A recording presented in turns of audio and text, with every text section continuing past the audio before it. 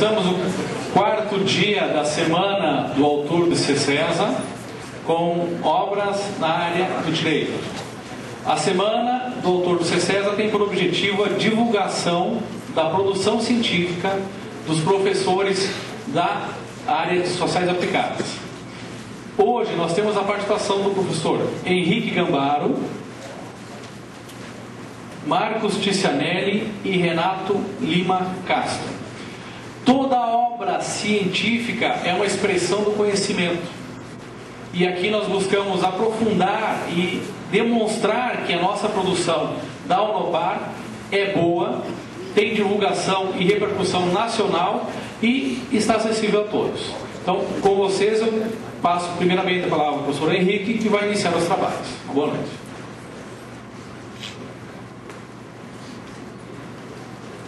Uma boa noite a todos. Eu queria congratular todos vocês que estão aqui hoje, o professor Marcos, o professor Renato, amigos de longa data. Um prazer estar aqui com vocês e um prazer também estar com todos vocês.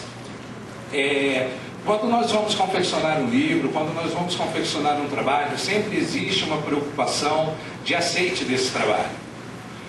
Se o assunto que você está escrevendo é importante, qual a diferença desse assunto que você vai fazer? Sempre discuti, sempre tive muito medo, enquanto estava confeccionando esse livro, do empregador ao empregado, que o assunto não fosse interessante, ou então que só fosse mais uma obra sobre o direito do trabalho.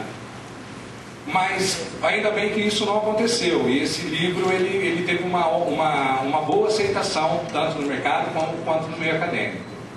Esse livro, ele veio... Eu era formado em administração de empresas, pós-graduado em recursos humanos, trabalhava numa grande empresa e comecei a fazer o curso de Direito aqui mesmo na Unopar. Uma coisa que me incomodava muito era a questão da aplicação do direito. Eu olhava o direito, olhava ele de forma abstrata, eu que vinha de uma formação de administração, e comecei a perceber, quando comecei a ter a matéria Direito do Trabalho, eu me identifiquei bastante com essa matéria. Compreender, eu comecei a perceber que, na verdade, o empregador, ele não estava agindo de má fé. Que o erro do empregador era por falta de conhecimento relativo ao direito. E isso me acendeu uma luz e me incomodou um pouco. Por quê? Porque eu sempre pensei que era o empregador era a pessoa má na relação. E, na verdade, ele não é o mal. Ele é o desinformado. Quando nós falamos em direito, senhores, nós infelizmente tiramos o direito do meio de nossa vida. Achamos que direito é coisa de juiz, coisa de advogados, coisas de promotores. E não percebemos que o direito sim faz parte da nossa vida, e desde quando nós acordamos, enquanto nós estamos dormindo. O direito ele faz parte, ele está presente, porque o direito é a regra da nossa sociedade. E o direito do trabalho, senhores, é a regra da relação entre empregados e empregadores. Então, o empregador, normalmente, quando eu comecei a escrever o livro, quando eu comecei a pesquisar, eu percebi que esse empregador, ele, como era direito, era um assunto relacionado a direito, ele não sabia e nem gostaria de saber. Por quê? Porque o direito é uma coisa de advogados, de promotores e de juízes. E eu comecei a perceber, volto a dizer, que o empregador ele era uma pessoa desinformada. Quando eu fui fazer meu TCC, meu trabalho de conclusão de curso, eu percebi que era uma oportunidade de eu demonstrar isso, não só uma opinião, porque o trabalho, nós fundamentamos o trabalho, nós pesquisamos, e eu fui fundamentar isso, falando que, na verdade, o direito deveria ser encarado pelo administrador, pelo empresário, pelo profissional de recursos humanos, como uma ferramenta de trabalho, e não só como algo à parte, uma coisa para advogados, ou uma coisa para o departamento jurídico. Temos que lembrar, senhores, que quem toma decisão em relação ao empregado, a função dele, a tarefa dele, não é o advogado, é o administrador, é o profissional de recursos humanos, é o empregador. E o empregador que toma essa decisão muitas vezes desconhece. E aí eu me fiz uma questão: por que não fazer um livro que informe esse profissional não da área de direito, e sim o profissional de administração, o empreendedor, uma pessoa de vendas, Por quê? Porque a decisão que vocês tomam vai ter reflexo onde? No direito do trabalho. Na minha pesquisa, descobri que há uma área defensiva em direito. E essa área defensiva, ela é encantadora.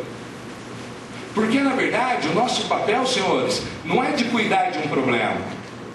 O nosso papel deveria ser evitar esse problema. Porque se eu tomo a decisão certa, senhores, não há por que a justiça venha atrás de mim. Se eu tomo a decisão certa, não há por que um empregado entre contra o empregador, se a decisão for tomada corretamente. E se entrar, que é um direito de todo cidadão entrar com uma ação, vai ser provado que o empregador não lhe deve.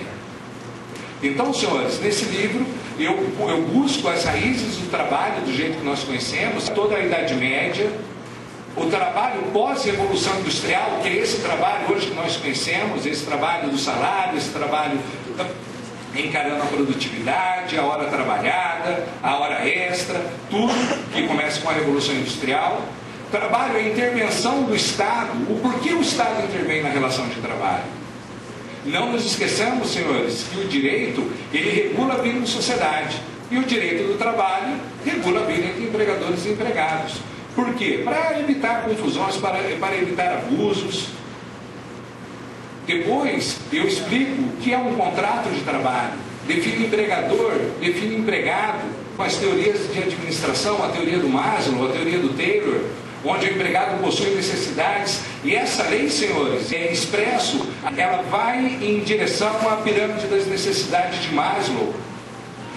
Para quem não sabe, Maslow foi um estudioso da administração, principalmente da área de recursos humanos, onde ele montou uma pirâmide, mas que mostrou que esse empregado, ele possui necessidades.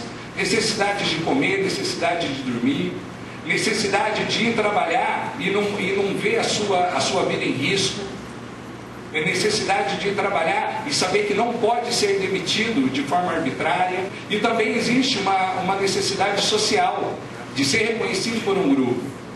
E nessa pesquisa percebi, senhores, que todas essas três necessidades estão fundamentadas no direito, onde na Constituição eu tenho que uma pessoa não pode receber menos que um salário mínimo, e esse salário ele deve prever o quê?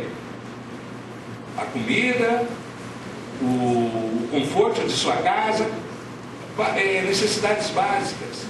Depois, as necessidades de segurança, onde ele não pode ser demitido, ele tem que ter a segurança que a vida dele será respeitada no trabalho. Temos a CLT, onde diz que nenhum empregado pode ser demitido de forma arbitrária, e se o for, o empregador ele vai pagar uma multa, existe um seguro-desemprego. Isso tudo para quê? Para dar tranquilidade ao empregado, para ele não entrar em desespero no momento de uma demissão sem justa causa, uma demissão arbitrária.